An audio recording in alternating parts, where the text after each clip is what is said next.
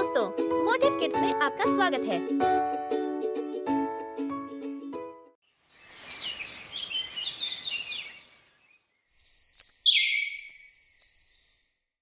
बहुत समय पहले की बात है। मस्तीपुर में एक बहुत बड़ा जंगल था। उस जंगल में बहुत सारे जानवर मिलजुल कर रहते थे। एक दिन बरसात की रात में जंगल में बहुत तेज बारिश हो रही थी।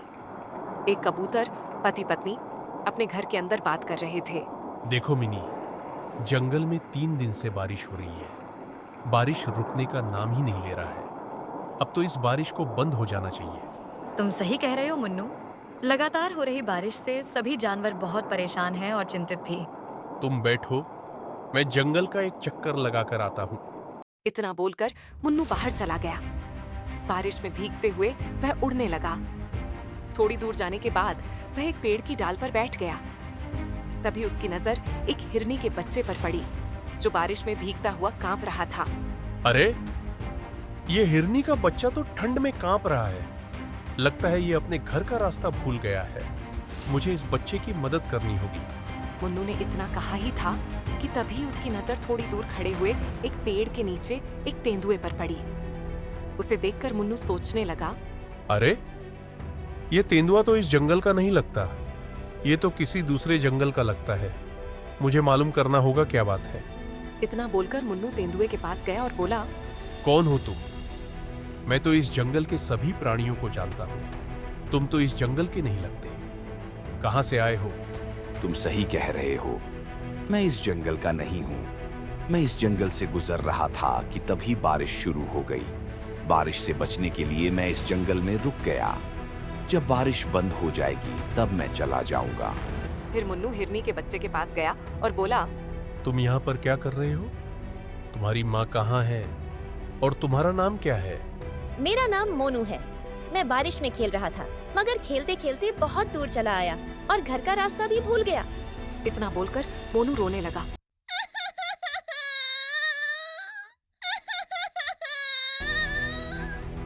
फिर से मुन्नू ने उसे हौसला देते हुए बोला, तुम चिंता मत करो, मैं तुम्हें तुम्हारी माँ तक पहुँचा दूंगा। मेरी माँ मुझे मना कर रही थी, लेकिन मैंने उसकी बात नहीं मानी। तुम्हें अपनी माँ की बात माननी चाहिए थी। अब चलो मेरे साथ। मुन्नू मोनू को लेकर कुछ ही दूर चला था कि तभी मोनू की माँ उसे ढूंढते हुए वहाँ पर आ गई और उसे गुस्सा होकर बोली, तुम कहाँ चले गए थे मोनू? तुम्हें पता है मैं कितनी परेशान हो गई थी। कब से तुम्हें जंगल में ढूंढ रही हूँ। आज से तुम्हारी सारी बात मानूंगा माँ। तुम्हें छोड़कर अकेला कहीं नहीं जाऊंगा। अब तुम अपनी माँ के साथ घर चले जाओ और जब तक बारिश बंद नहीं हो जाती तब तक बाहर खेलने मत जाना। मोनू अपनी माँ के साथ चला गया और मुन्नू अपने घर में जाकर मिनी को सारी घटना बताने लगा। मुन्नू की बात सुनकर मिनी गहरी सोच में डूब गई। अरे मिनी, क्या हो गया तुम्हें? तुम इतनी परेशान क्यों हो गई? मैं सोच रही थी कि वह तेंदुआ उस मासूम बच्चे को नुकसान पहुंचाने के बारे में तो नहीं सोच रहा था ना। अरे नहीं मिनी, वह तेंदुआ खुद डर के मारे पेड़ के नीचे बैठा था। मुझे लगता है उसने उसे देखा ही नहीं। बारिश बंद होने के बाद वह चला जाएगा। अगले दिन बारिश थम गई और मुन्नू धूप में बैठा था। तब एक चिड़िया आकर उसके पास बैठ गई और बोली, अरे मुन्नू, तुम यहाँ बैठे हो? उधर बेचारी हिरनी का रो रो कर बुरा हाल है। ठीक है, लेकिन कौन सी हिरनी और क्यों रो रही है? वह मुझे क्या पता। बेचारी अपने बच्चे को ढूंढती फिर रही है। उसका कहना है कि उसका बच्चा कल रात से लापता है। चलो मेरे साथ। मुन्नू उसके साथ तुरंत वहाँ पर चला गया। वहाँ पर जाकर उसने देखा कि वह हिरनी मोनू की माँ थी। फिर मुन्नू उससे बोला, क्या बात है? तुम रो क्यों रही हो? कल रात मैं मोनू को लेकर घर पर गई थी। सुबह जब मेरी आँख खुली तो वह गायब था। मैंने पूरा जंगल छान मारा, मगर वह कहीं नहीं मिला। तुम घबराओ मत, मैं अभी उसे तलाश करता हूँ। फिर मुन्नू मोनू को ढूंढने निकल पड़ा। कुछ दूर जाने के बाद एक पेड़ के नीचे वही तेंदुआ नजर आया, जो बड़े आराम से बैठा था। मुन्नू उसके पास जाकर बोला, तेंदुआ भाई, तुमने एक हिरनी के बच्चे को कहीं पर देखा है? वही हिरनी का बच्चा जो कल बारिश में भीग रहा था। मैंने किसी हिरनी के बच्चे को नहीं देखा। मैं तो कब से यहाँ पर बैठा हूँ। ठीक है, लेकिन कल तो तुम कह रहे थे कि बारिश रुकने के बाद चले जाओगे। हाँ, चला जाऊंगा। और तुम तो ऐसे बोल रहे हो जैसे तुम इस जंगल के राजा हो और यहाँ पर तुम्हारा ही शासन चलता है। अरे भाई, मेरी जब मर्जी होगी तब मैं चला जाऊंगा, अब तुम अपना काम करो। तेंदुए की बात सुनकर मुन्नू मन ही मन बोला, मुझे तो इस तेंदुए पर शक हो रहा है। मुझे जंगल के राजा शेर को इसकी शिकायत करनी होगी। फिर मुन्नू वहाँ से उड़कर सीधा शेर खान के पास चला गया और सारी बात बताने लगा। शेर खान, मैंने तो आपको सारी घटना बताया, मुझे उस पर शक हो रहा है। मुन्नू की बात सुनकर शेर खान ने क्रोधित होकर बोला, इसका मतलब वो तेंदुआ सही बोल रहा था। तुम हमेशा जंगल के प्राणियों के खिलाफ मेरे कान भरते रहते हो। ये आपको क्या हो गया शेर खान? मैंने जो देखा वही आपको बताया। तभी मुन्नू ने देखा कि तेंदुआ मोनू को साथ लेकर गुफा के अंदर आया। मुन्नू आश्चर्यचकित होकर इस दृश्य को देखने लगा। शेर खान, जब मुझे पता चला कि यह हिरनी का बच्चा गायब हो गया तो मैं उसकी तलाश के लिए जंगल में चला गया, लेकिन मुझे पता था कि यह कबूतर मेरे खिलाफ आपको जरूर बताएगा, इसलिए मैंने आपको पहले ही सब कुछ बता दिया था। शेर खान, इस कबूतर के कारण ही दूसरे जंगल का कोई भी प्राणी आपके जंगल में नहीं आते। कबूतर, तुम तो कह रहे थे कि यह तेंदुआ हिरनी के बच्चे को मार डाला, मगर तेंदुए ने तो इसे सही सलामत ढूंढ कर लाया। तुम्हें अब सजा मिलेगी। इतना बोलकर शेर खान ने मुन्नू को एक पिंजरे में बंद कर दिया और तेंदुए की ओर देखकर बोला, तुम्हारी जब तक मर्जी हो तुम यहाँ पर रह सकते हो, तुम्हें कोई परेशान नहीं करेगा। तेंदुआ खुश होकर वहाँ से चला गया। इधर वह चिड़िया इस सारी घटना को देख रही थी। वह तुरंत मिनी के पास पहुँच गई और सारी घटना बताते हुए बोली, कुछ करो मिनी, शेर खान ने मुन्नू को बंदी बना लिया है। जब मुन्नू ने मुझे बताया था कि वह तेंदुआ पेड़ के नीचे खड़ा होकर उस हिरनी के बच्चे को देख रहा था, मुझे तभी कुछ ना कुछ गड़बड़ लग रहा था। जो भी हो, लेकिन तुम कुछ भी करके मुन्नू को पिंजरे से बाहर निकालो। अभी हम कुछ नहीं करेंगे, हमें पता लगाना होगा कि आखिर उसके दिमाग में क्या चल रहा है, कौन सा मकसद लेकर इस जंगल में आया है। उस दिन से दोनों ने तेंदुए पर नजर रखने लगे।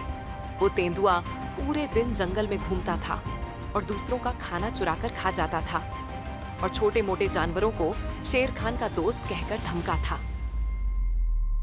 एक दिन तेंदुआ घूमते घूमते मोनू के घर के पास पहुंच गया। तब मोनू घर के बाहर खेल रहा था। तेंदुआ उसे लालच भरी नजरों से देखने लगा, लेकिन वह नहीं जानता था कि मिनी उस पर नजर रख रही है। तब मिनी ने चिड़िया को बोली, तुम जल्दी शेर खान के पास जाओ और उन्हें बुलाकर लाओ। लेकिन शेर खान क्या मेरी बात मानेंगे? क्या वह मेरी बात सुनेंगे? तुम कैसे भी करके शेर खान को यहाँ लाओ, मुझे इसके इरादे सही नहीं लग रहे हैं। फिर चिड़िया ने उड़ते हुए शेर खान के पास पहुंच गई और बोली, शेर खान, बहुत बड़ी मुसीबत आने वाली है, आपको अभी मेरे साथ चलना होगा। हाँ, वह तो ठीक है, लेकिन तुम मुझे कहाँ ले जाना चाहती हो? आप मेरे साथ चलिए और अपने आँखों से देखिए मैं आपको क्या दिखाना चाहती हूँ। फिर शेर खान ने चिड़िया के साथ उस जगह पर पहुंच गए और मिनी शेर खान के पास आकर बोली, शेर खान, आप उस झाड़ियों के पीछे छुप जाइए और स्वयं अपनी आंखों से देख लीजिए। मिनी की बात सुनकर शेर खान एक झाड़ियों के पीछे छुप गया।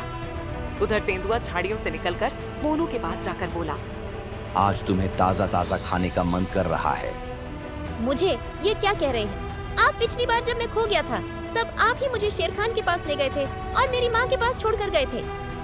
मूर्ख हिरनी के बच्चे, वह तो मेरी एक चाल थी। मैं जानता था कि इस जंगल में मुन्नू कबूतर सबसे तेज दिमाग का है, इसलिए मैंने उसे फंसाया और अंदर करवा दिया। मैं कुछ समझा नहीं, ये आप क्या कह रहे हैं? मैंने तो आपको दयालु समझा। जब तू सो रहा था ना, मैं चुपके से तुझे मुंह में दबाकर जंगल के दूसरे हिस्से में छोड़ आया था और खुद ही तुझे जगाकर शेर खान के पास छोड़ आया। और मूर्ख शेर खान ने मुन्नू कबूतर को ही दोषी मान लिया। लेकिन अब मुझे कोई खतरा नहीं। अगर आज मैं तुझे खा भी जाऊंगा तो शेर खान कभी विश्वास ही नहीं करेगा। तुझे खाने के बाद मैं जंगल में अपनी मनमानी शुरू कर दूंगा।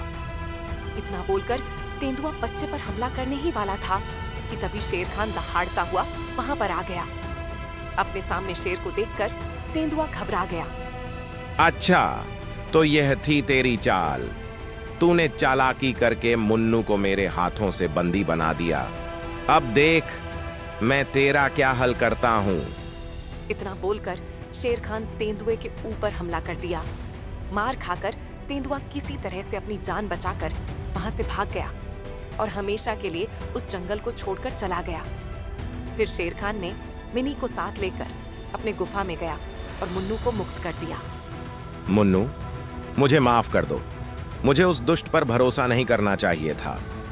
फिर मिनी और मुन्नू अपने घर में लौट आए और सुख शांति से जिंदगी गुजारने लगे। सच्चाई और समझदारी समय पर सामने आ जाए तो किसी भी झूठ और चालाकी को हराया जा सकता है।